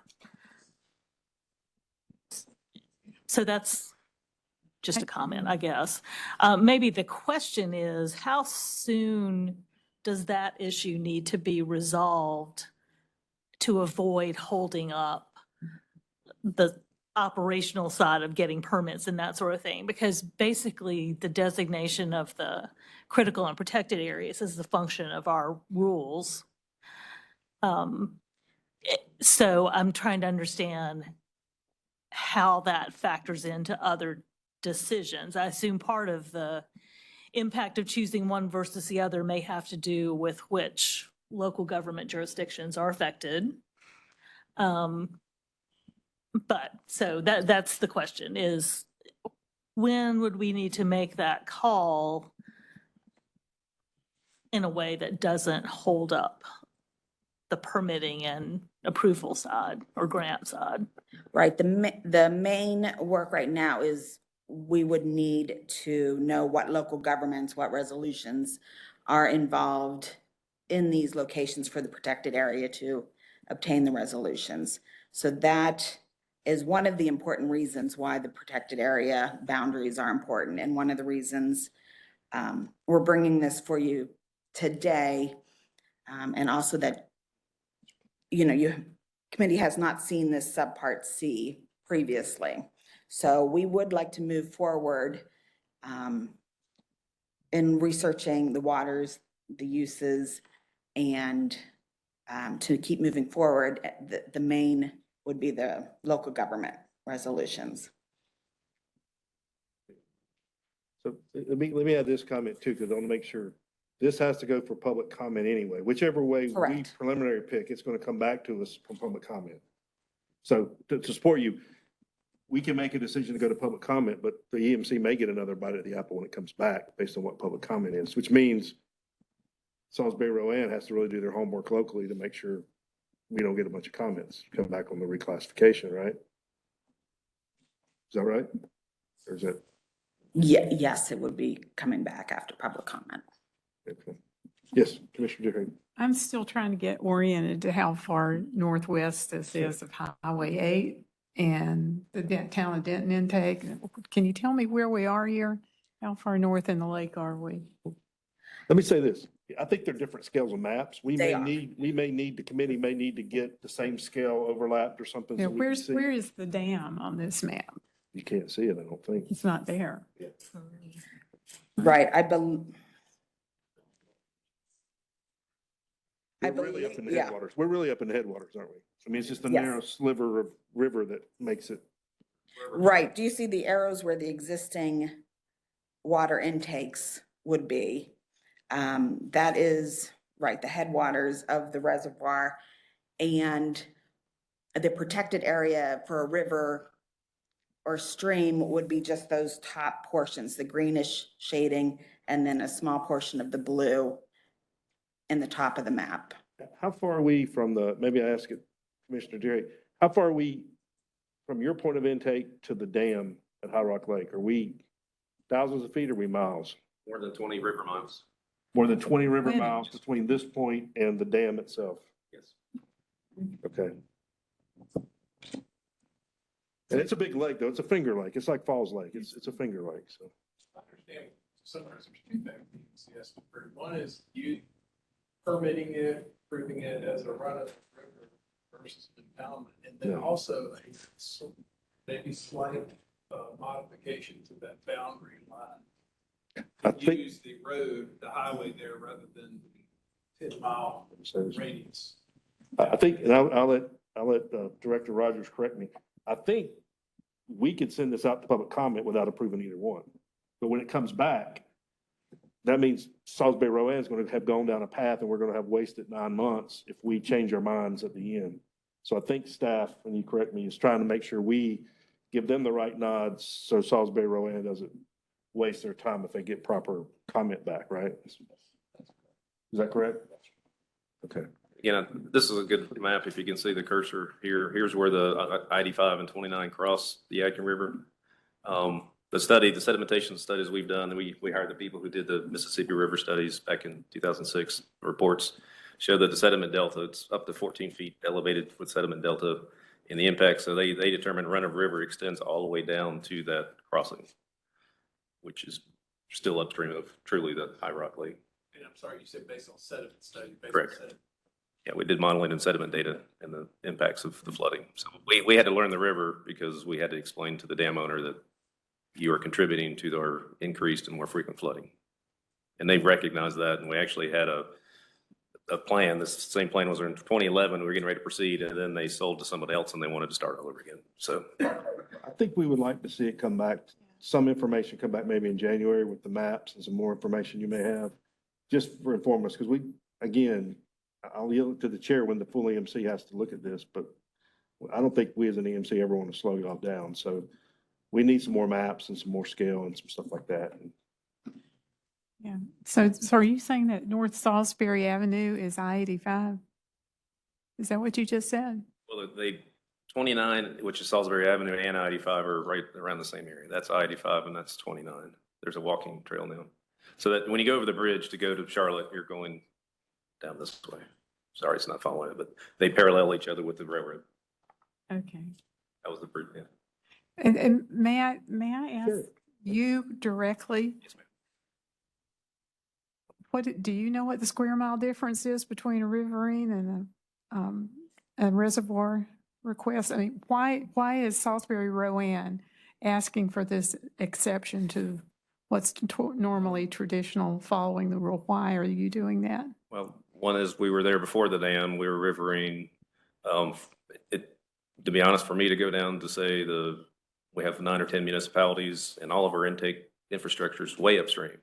And so if putting that additional protection on High Rock Lake downstream of our intake is really not helping us protect our headwaters. Does that make sense? So we want to focus our protective and critical areas upstream of where the water supply is. And doing this additional work, I mean, there may be a municipality that says, doesn't make any sense to me, put more restrictions on development downstream of your intake. Does that explain your answer? We have more control over more buffers and So you feel like you're gaining better protection by Yes. going the way of this exception? correct. Okay. Yes. As far as coming back in the next meeting, I think one thing I would like to see, I think you've already got, is a summary, just a quick summary of those studies that have been done that prove that run dysfunction there. And honestly, my opinion is logical. Yes. That land use down there on the bottom of that map that's draining in, I don't know how that get that much open river down still. But it sounds like you guys have done years of data. Yes. And actually, all this was peer reviewed by, with the relicensing process renewal. So it's all public record. We've shared it with the county and we can share it again. We've shared it with the state and we'll cut out the excerpts. There's a lot of reports, but we'll cut out the excerpts where they say, you know, the sediment delta is creating riverine conditions much further downstream than where we are now. Commissioner Lyerly, Commissioner Weiss, anything from y'all? You're not part of the committee, but anything you see as part of the full EMC that you would like to see before I ask the rest of the committee if they want something? I think what my question dovetails with Commissioner Deerhake's. It appears from the maps to me that you showed us that what your proposal is to protect only that area farther up rather than to have to expand out and deal with more municipalities while also perhaps creating a bigger area of protection. And that seems like it. Okay. Thank you. Okay, very good. Anybody else on the committee? Anything else, information? Madam Chair, anything else you'd like to see before it comes back to committee? Okay.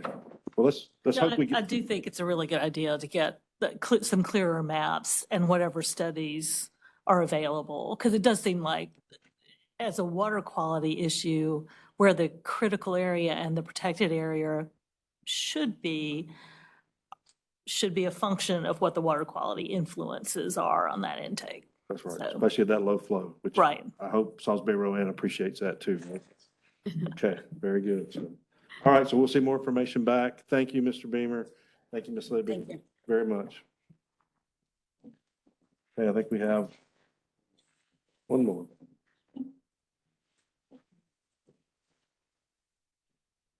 Okay, so Jordan nutrient strategy update from Rich Gannon, maybe. There you go, Rich. Yeah.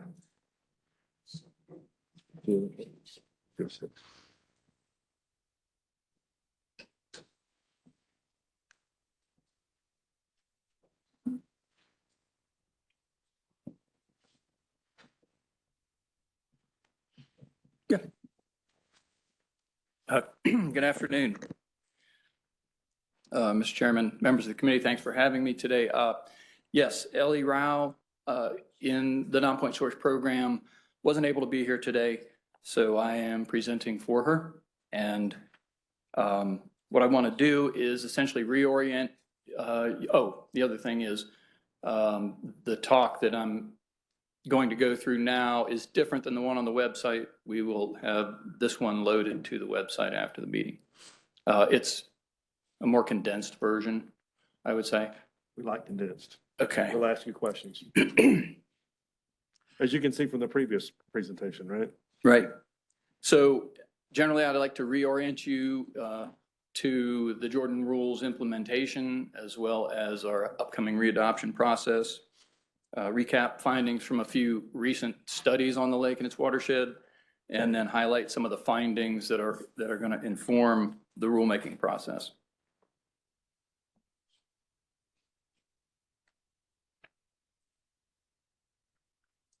Okay, quickly orienting you geographically, we're in the Upper Cape Fear River Basin. I think one thing to note about the Jordan watershed is that 80% of the entire watershed area drains to the Haw River, which comes into the lake at the very bottom of the lake. So very short residence time. And I'll get to the implications of that in a minute. Quick recap of the history timeline. The lake was created in 1983, filled in 1983. It pretty quickly started seeing over-enrichment problems. It was officially impaired in 2002 on the New Hope side, 2005 on the Haw side. And dischargers had already, due to some session law, started developing a lake response model. So that was completed and that launched our first Jordan rulemaking effort. There were several years of stakeholder steps with that. Eventually the EMC adopted rules and they were enacted in 2009. So they've been implemented since then. Pretty quickly, session laws starting in 2011 started delaying or revising elements of the rules or calling for studies on various things regarding the watershed or the lake. Most of the rules eventually have been implemented.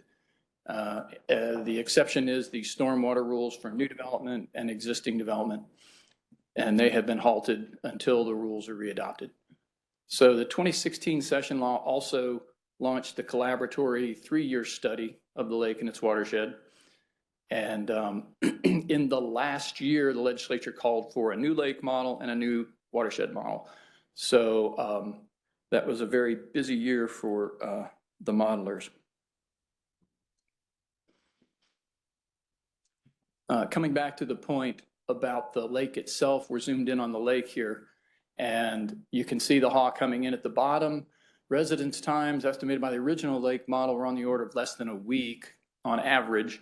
And in the upper New Hope, in contrast, residence times were over a year, over 400 days on average, as estimated by the original model. So what that means is essentially the lake, it's almost two separate lakes hydrologically, and we have separate impairments on the Haw arm driven by the Haw watershed and on the New Hope arm driven by its drainage.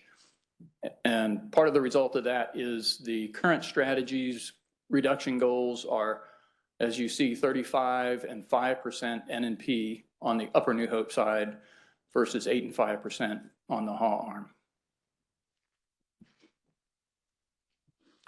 I want to just hit a couple highlights of implementation where we have implementation compliance accounting, if you will.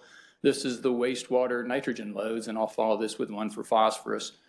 The upper cloud of points is annual collective end-of-pipe wastewater discharges into the Haw drainage. And the bold bar at the end of the line that runs through that gray cloud, that line, its entirety is the collective cap for the dischargers. And the bold bar on the end is pointing to that's when the compliance date actually kicked in 2019 as a result of, it was earlier, it got pushed back by sessional laws.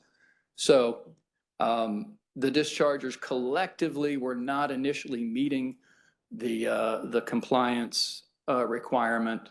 However, you can see in 2020 and 21, the last two gray dots there drop precipitously below the line. And that is, Greensboro was in the process of making renovations to its main facility and shutting down its other facility. And so it just took that long.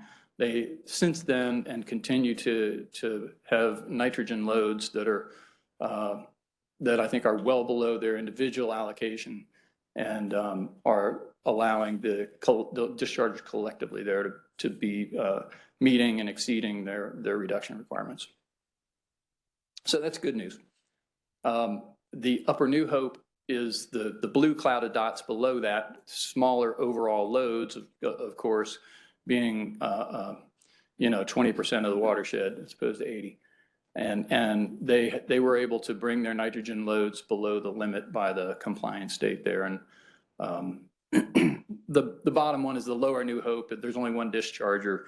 We don't really need to talk about that. But for phosphorus, the same kind of setup, but differently, you can see the discharge loads in the Haw well below the phosphorus collective cap. And the phosphorus compliance date was calendar 2010. And so they've well met that and exceeded it since before 2010 in the Haw. And then in the New Hope, the upper New Hope, you can see that they got below their collective loading allocation just about by 2010 and are nicely below it and have maintained that since. Those are attributed to improvements in wastewater facilities. That's right. Those are attributed to, well, I'm attributing, well, those are the improvements in the wastewater facilities. Yeah, right. So I want to jump to a few studies that have been done recently. First one is the collaboratory study I referred to. It was a whole group of studies by a diverse set of researchers. Their final report was in December 2019. I'm just going to touch on their findings. And then some supplemental refinements that DWR contracted with the Lake modeler, Dr. Jim Bowen with UNC Charlotte. After that 1 year timeframe to get the lake model together, it needed some supplemental work in order to get it refined so that it could be used for regulatory purposes. And he just completed that in September of this year. And then lastly, the modeling assessment branch did a nutrient loading trend analysis, released it last March. And I will touch on some of the results of that. So quickly, the collaboratory report, some of you were here for the findings from that and several presentations in 2020. But in general, recommendations support the direction of the existing Jordan rules and identify some new things to consider. A couple of points have to do with climate change driven bigger storms. The watershed analysis found that agricultural lands load disproportionately highly under wet year conditions and big storm conditions. So the recommendation was to focus on that in some way. And then the ecosystem recommendations at the bottom were made in part of the recognition of climate change driven bigger storms. So focusing on ecosystem practices like stream restoration, floodplain reconnection, riparian buffer restoration, getting cows out of the creek.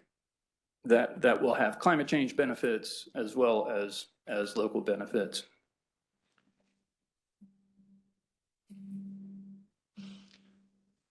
So moving to the second study, which is the lake model refinements with Dr. Bowen. Here I list a number of things that point to the improved nature of this reservoir model. The original one done by Tetra Tech in 2003 is a perfectly good model. The point here is that a couple of factors being just improvements in computational power, improvements in model designs over the last 20 years have this model's benefited from. And the specific focus on the lake by collaboratory partners, as well as DWR's more extensive monitoring of water quality in the lake, have allowed for a much richer data set on which to base the model. So I'm jumping straight to the results of the lake model here.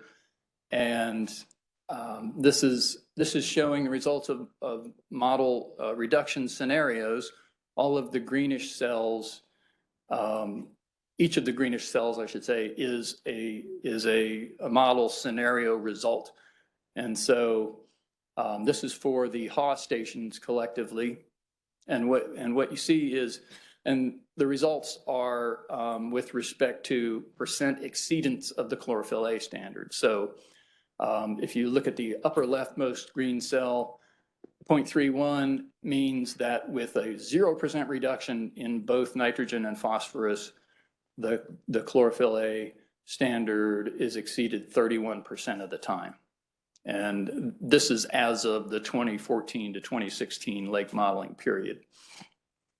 And then if you go to the lower right cell all the way on the other corner of the matrix, if you achieve 70% reductions in both nitrogen and phosphorus loading to the lake, then you'll exceed the standard 0% of the time. So the question we ask is, what combination of reductions or combinations of NMP reductions will allow us to achieve the standard with no more than a 10% exceedance, which is the way that the standard is implemented. Question, when they rerun this model, or how do they calibrate it? How do they validate it based on, you saw recently the numbers drop down almost unexpectedly, but how do they go back and say they were able to replicate that? Were they able to do that within a confidence interval? He did do, fit testing and all that, and produced confidence intervals and coefficients of error for the model. and is confident or comfortable with its performing well. That does bring up the point that it was just submitted in September. Our modeling and assessment folks are reviewing it right now, and hopefully within a month or two, we'll be able to, they will be able to release it to the public for external comment. And then give them give everybody several months to provide input and then make any additional refinements to the model result of that. Follow, I think I have the same question. I think you just said it, that model, these are based on 2014, 2016 data. That's right. The entire model is 2014 to 2018, but it was calibrated 2014, 2016. Oh, so it's, Calibrate, okay, all right. so it doesn't really see this drop off from the waste, what you described, the wastewater plants, kind of that interaction, how they got in compliance then. Yeah, that is correct. Okay. That is correct.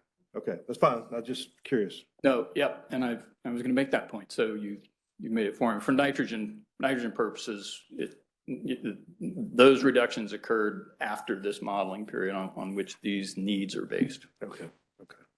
Yep. So so perhaps a least impacting combination of reductions might be a 30% nitrogen, 40% phosphorus reduction combination that would meet the standard. So clearly, this is greater than the current set of rules, the 8% and 5% N&P goals for the rules. I will note that on the New Hope side, those were 2014-16 were relatively wet years, so that may mitigate the overall reduction need a little bit. And the other thing I was going to note is the big nitrogen loading reductions from dischargers since then. And yeah, get to that in a minute. So moving over to the New Hope side, this may be a little more puzzling to interpret at first, but essentially the result is that a 70% reduction in nitrogen loading is needed to get below a 10% exceedance of the chlorophyll standard. And it mostly really doesn't matter what you do for phosphorus. The model is relatively insensitive to phosphorus reductions. So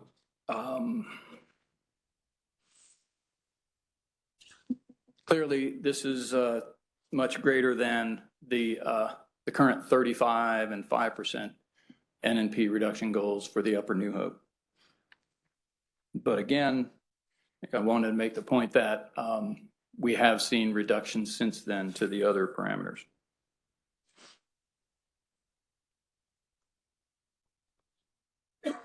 So on to the watershed nutrient loading trend analysis. This is the modelers have estimated loads as well as flow normalized nitrogen and phosphorus loads and concentrations and trends in those things at a set of 5 stations in the Haw and 5 on the New Hope side.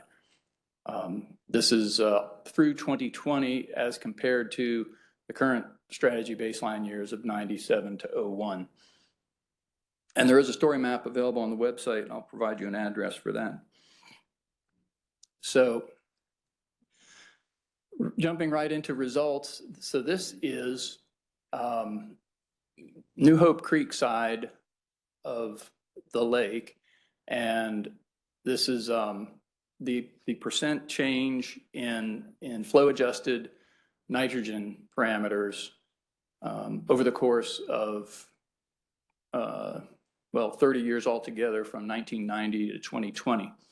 But relative to the baseline, the first baseline year of 1997.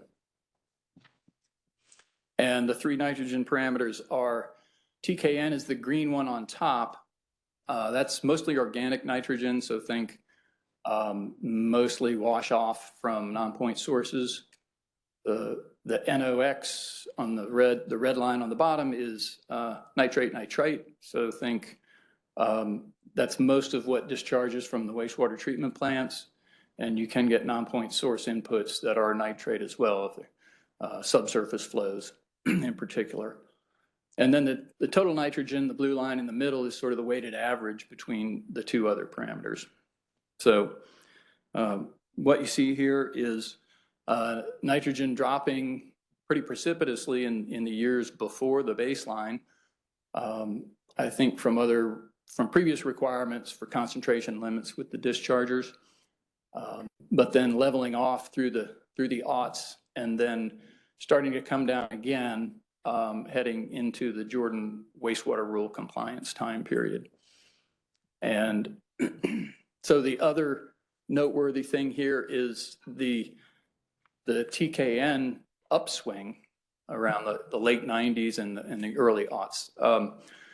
We have seen the same thing in the Neuse and Tar-Pamlico and Chowan basins in a retrospective, 20-year retrospective study we just did earlier this year for those strategies, the Neuse and Tar strategies, and have found that Dr. Hans Perl and his colleagues have determined that there's a very clear connection to climate-driven increases in the number, the scale, intensity of tropical storm systems coming up through the region and flushing organic nitrogen into the river and to the estuaries.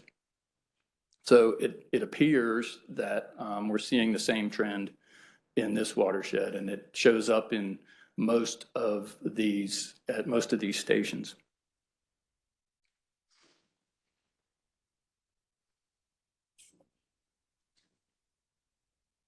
Okay, so this is the same setup for the Haw River near Bynum, which captures most of the Haw watershed.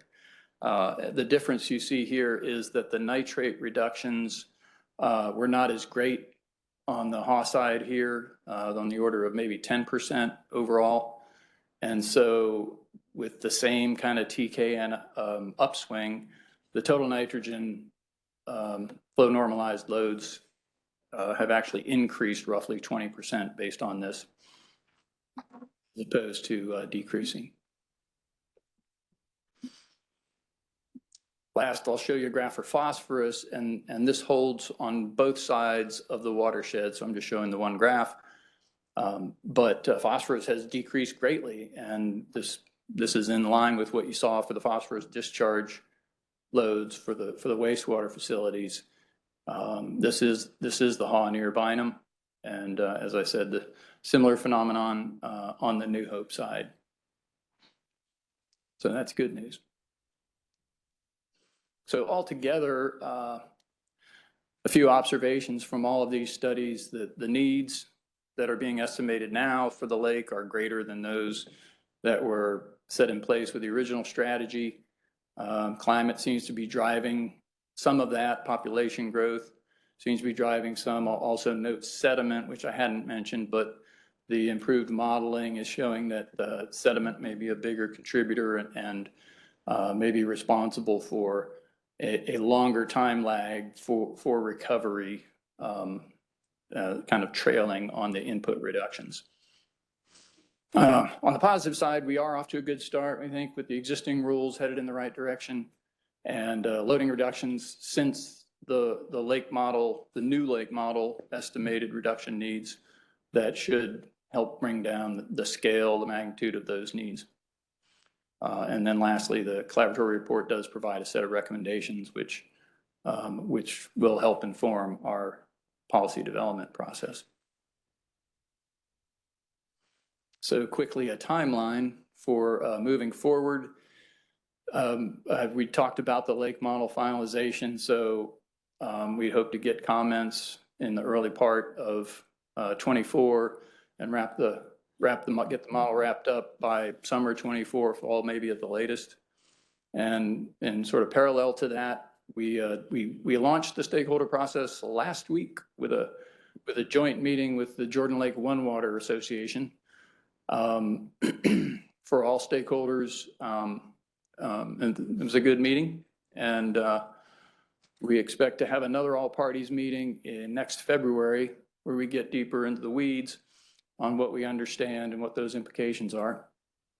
And then we intend to follow that with a series of focus group meetings, subject by subject, sort of 2 meetings on each subject and 2 rounds of such meetings overall. So that will take us February through August, and then have draft rules to bring forward for comment in September and October, which would bring us back to the committee next November. This is an ambitious schedule, but we think we have benefit from the High Rock rulemaking process, which we've actually started a year ago, a stakeholder effort on that. And so we've gotten good input helping us inform our policy considerations that are pretty transferable between the watersheds.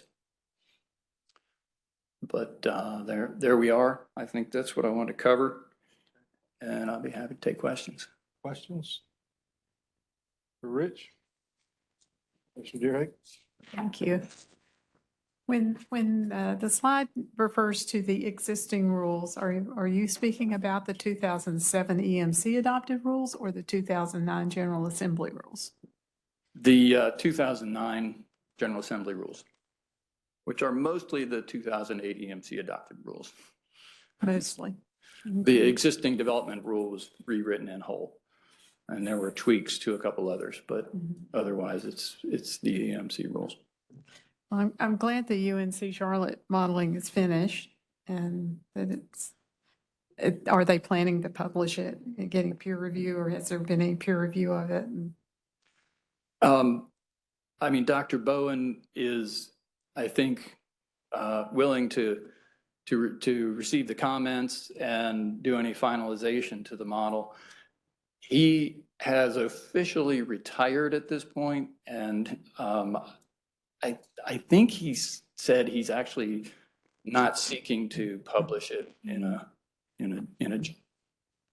I know we had an excellent presentation from the NC State modeler that was involved earlier on, but I don't think Dr. Bowen was able to attend that day when and present the UNC Charlotte. I think somebody may have presented that for him. But the other thing that I've been noticing during this modeling exercise and the presentations is this emergence of sediment and the role that sediment is going to continue to play. And I'll continue to get on my soapbox about this. This is not the only location where sediment is an issue. It's in the Lower Cape Fear, and it's also in the Tar Pam, each having a different influence, but these legacy sediments are something that we have to start thinking about how to address. Thank you for that. Sure. Any other comments or questions? No, thank you, Mr. Gannon. Very informative, very concise. Thank you. Thank you. The only thing I've got left on the agenda is 2 items to remind that are coming before the full commission tomorrow. Item 1 is you've probably seen some stuff in your mailbox on the 20 revised local programs, so there'll be some discussion on that tomorrow. And then we will all get to hear, everyone to hear about PFAS probably tomorrow afternoon or morning, whenever those 4 come in. But it's very timely and it's good to have that information coming before us. Any other questions or comments for the good of the committee? Let's see, I'll take a motion to adjourn. How about a motion to adjourn? So moved. So moved. Second? All in favor, aye. We're adjourned. Thank you, everyone.